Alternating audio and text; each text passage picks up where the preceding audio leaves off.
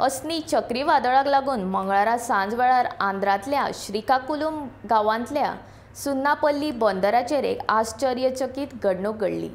सुन्नापल्ली बंदराचेर एक रहस्यमय भांगराच्या कोरोचो रथ व्हांवून आयला। हो भांगराचो रथ दिसताच आडेकुशीक आशिल्ल्या नुस्तेकारांनी दर्यान धांव घेवन हो रथ वयर काडलो। भांगराच्या कोरोचो रथ हो म्यानमार, मलेशिया वा थायलंडांतल्यान आयला आसूं येता असो नुस्तेकारांचो दुबाव। जाल्यार हो रथ खंय तरी फिल्माच्या शुटिंगा वयल्या सेटा वयल्यान आयला अशेंय कांय अधिकाऱ्यांचें म्हणणें।